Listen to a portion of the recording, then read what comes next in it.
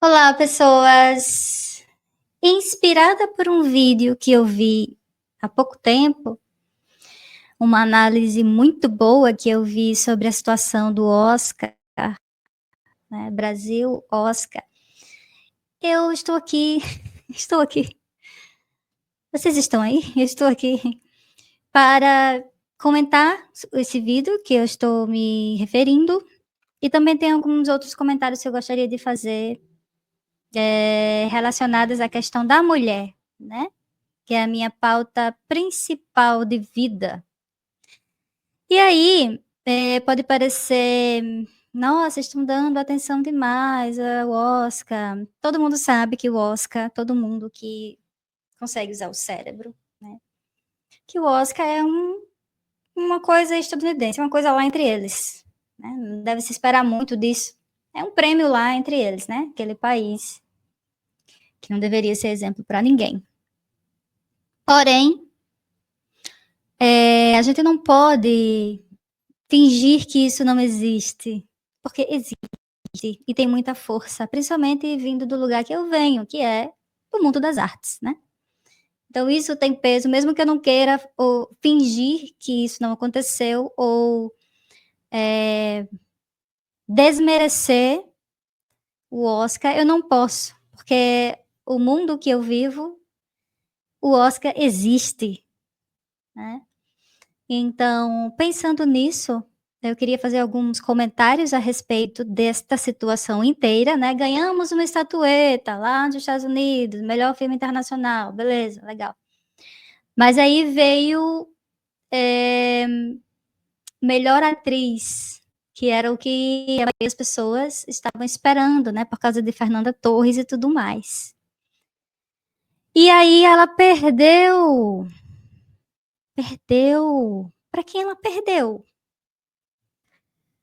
Nossa, mulheres disputando, hein? É um prato cheio pro capitalismo. Os homens adoram. Inclusive todos os homens, não só os capitalistas. Todos eles adoram ver mulheres brigando, né? Competindo entre si. Então, meu vídeo é mais sobre isso, tá bom? Vou deixar logo demarcado aqui, para que não haja expectativas diferentes do que eu vim fazer. Então, olha só. Vamos ver as competidoras. Quem estava competindo com Fernanda Torres, a atriz que tem carreira, que é uma ótima atriz, uma ótima artista e, inclusive, uma ótima crítica. Ela criticou o Oscar várias vezes em sua carreira, para quem não sabe, para quem não conhece, né? Ela é uma pessoa extremamente crítica ao mundo das artes que só pensa em lucro, em dinheiro e nada mais. Mas enfim, vamos lá. E aí, quem estava competindo com ela? A Demi Moore, que é uma atriz maravilhosa, inclusive o filme tem uma mensagem muito interessante, né, da substância, que é as mulheres que fazem de tudo, para estar no padrão, que a sociedade patriarcal, inclusive, nos impõe. Inclusive esses homens aí que se dizem, sou desconstruído, né? Quando vê uma mulher padrão, menino sai correndo. Ou seja, hipocrisia.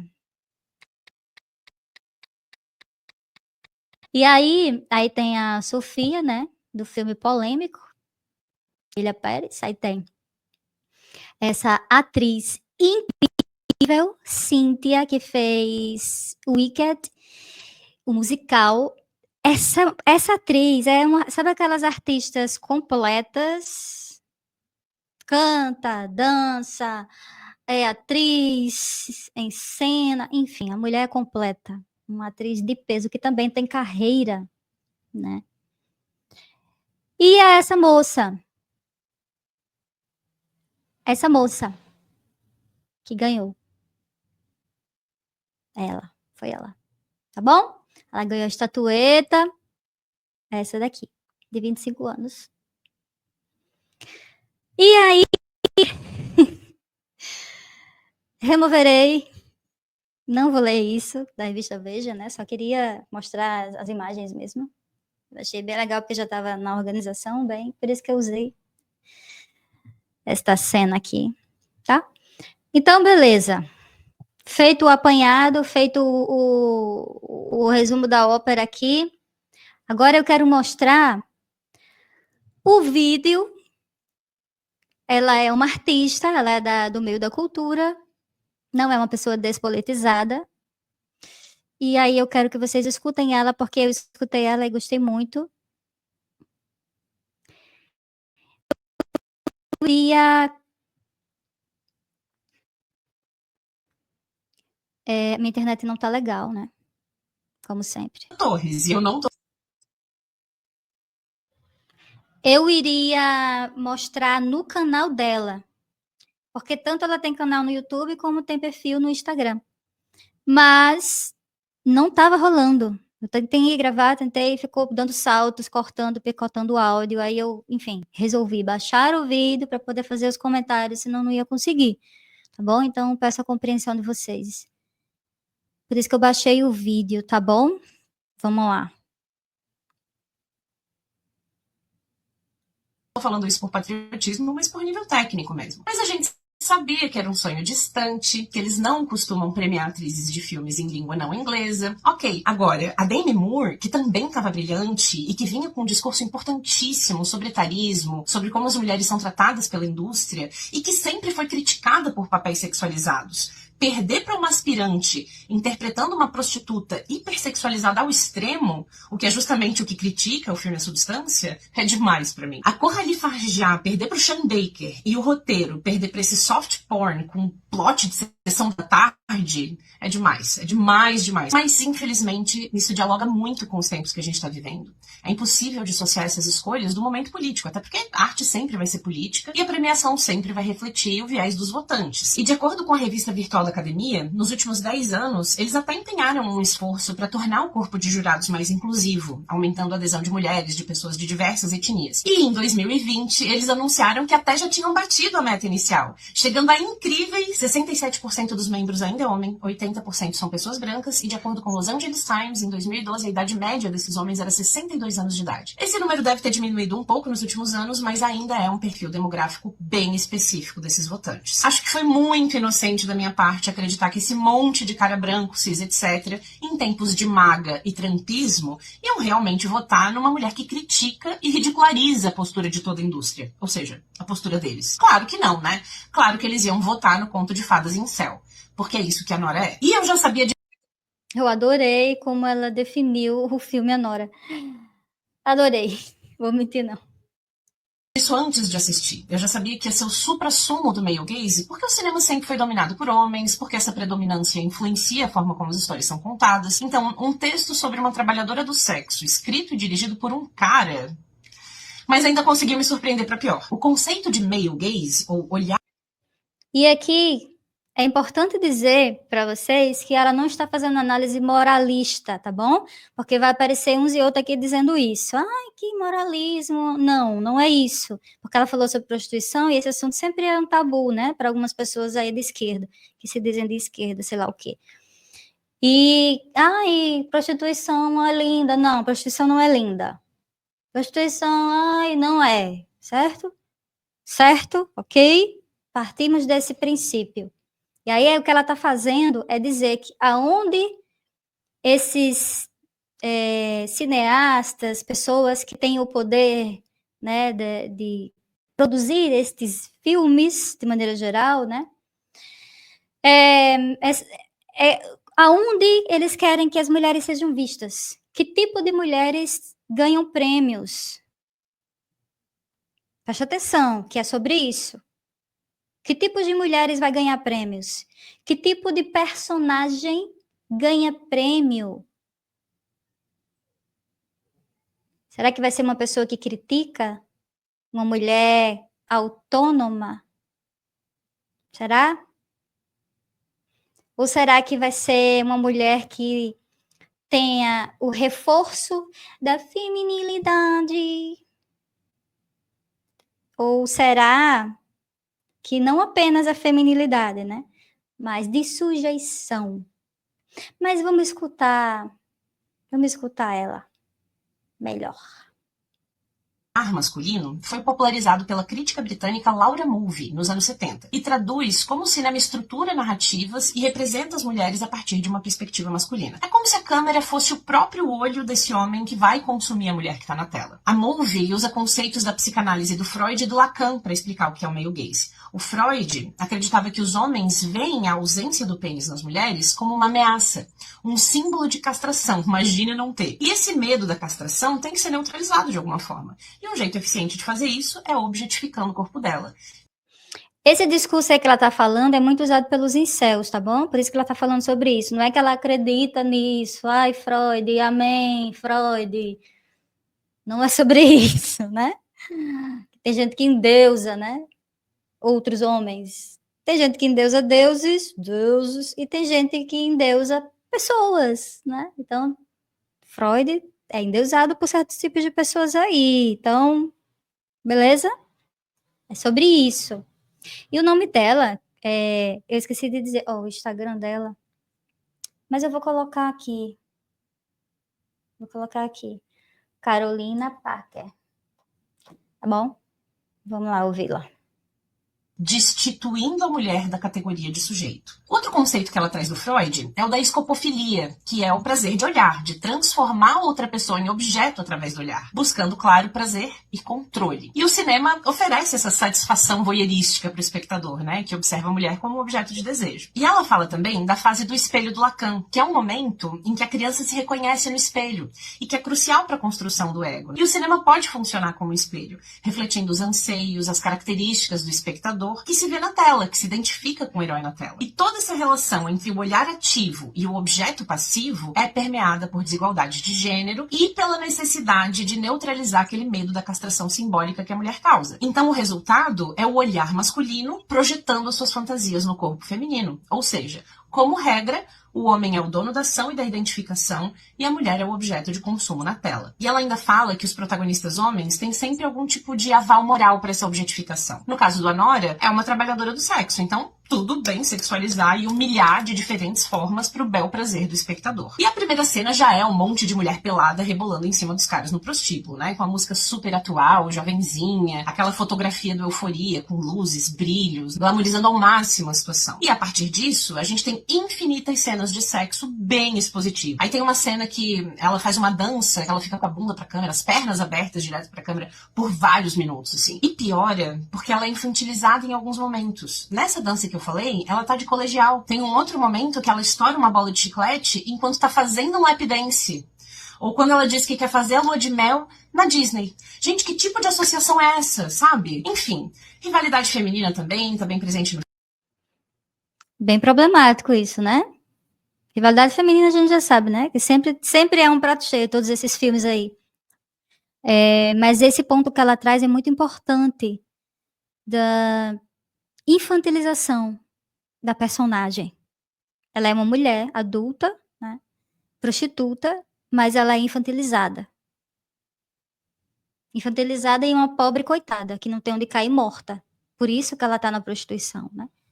Não é para romantizar a prostituição. Tentaram fazer isso, né? Como todos os filmes fazem, quando vai abordar esse fato da prostituição. Todos os filmes que eu me refiro aqui é esses daí, né, dos Estados Unidos. Filme, tem uma hora que elas saem no tapa no meio do puteiro, é tudo em função do olhar masculino fetichista. Aí me disseram que era um tipo de Cinderela às avessas, porque ela não fica com o príncipe no final. O que é mais colado com a realidade, né? E eu até concordo que seja um conto de fadas às avessas, mas não por causa disso, mas por ser literalmente um conto de fadas incel, em que homens com Isso daí eu não concordo, né, porque não existe conto de fadas para começar a conversa, né? poder e dinheiro abusam de uma jovem engolida pelo sistema. Tem vários estudos que afirmam que a grande maioria das mulheres que acabam na prostituição tem baixo nível de escolaridade, são carentes economicamente, tem muitas responsabilidades familiares. Escuta ela tá dizendo que é a maioria das mulheres, tá?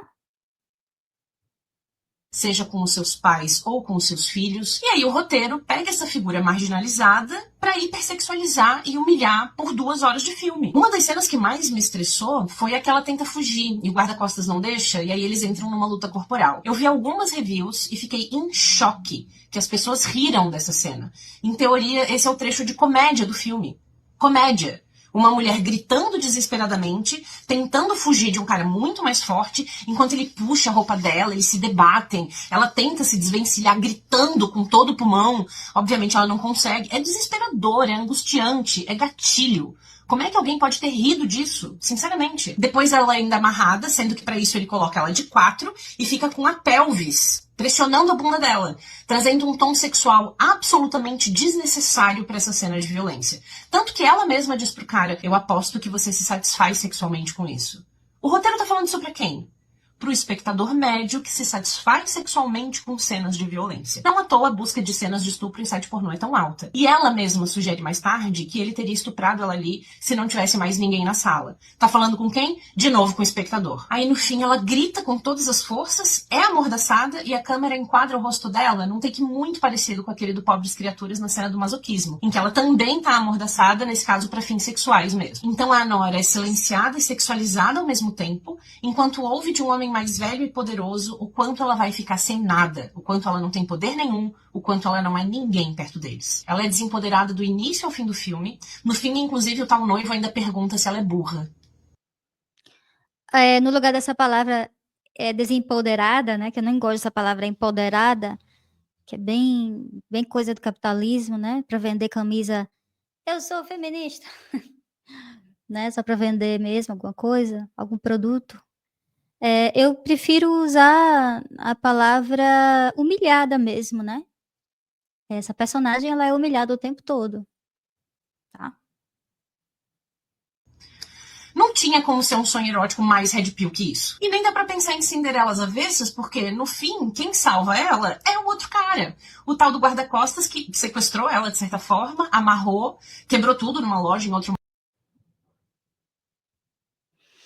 Então é isso, eu quis trazer esse vídeo especificamente, né, desta mulher que entende bastante de cultura, né, cultura pop.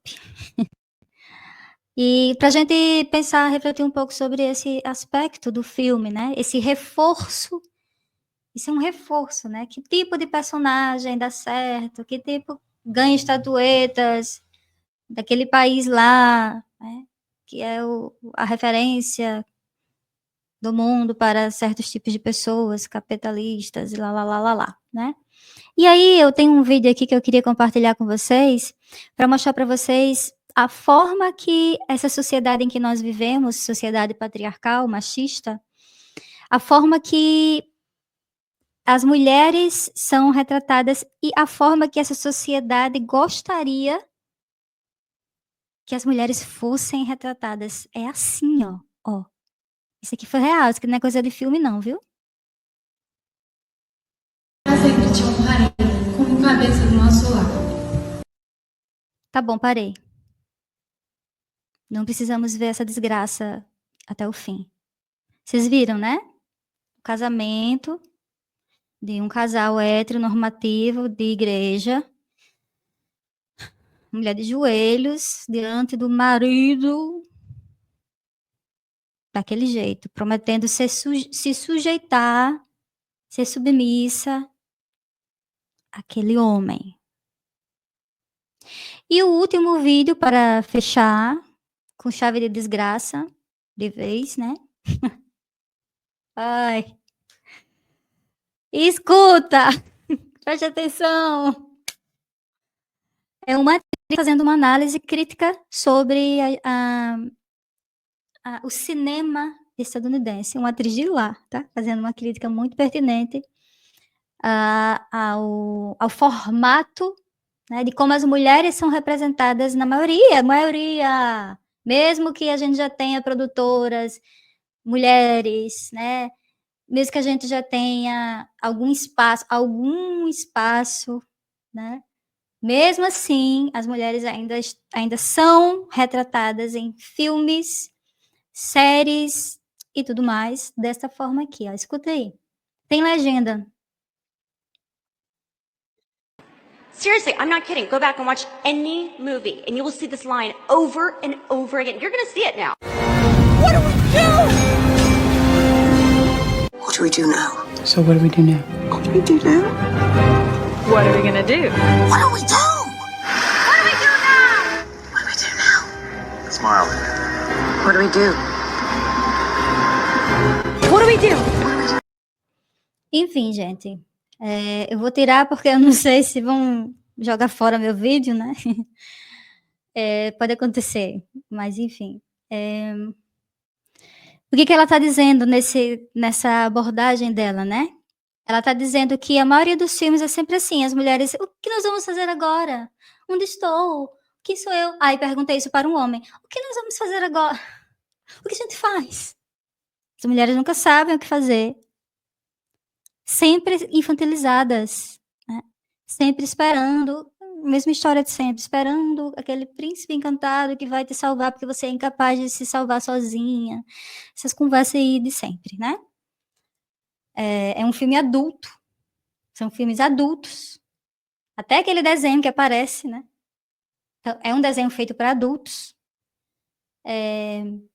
Mas mesmo assim, as mulheres são infantilizadas. Coitadinhas delas. Ah, que pena, que dó. Então, esses tipos de personagens é que são premiadas. Tá? Tô falando da maioria das vezes, né? Pode haver uma exceção aqui e acolá, mas convenhamos, né? Vocês sabem do que eu tô falando. Né? Então, é isso, gente. Um cheiro. Desculpa aí qualquer coisa. Obrigada por me ouvir. E até a próxima. Até a próxima. É difícil, difícil, difícil. Eu sei. Mas isso aqui é a nossa vida, é a nossa cultura, né? Um cheiro. Tchau. Fui.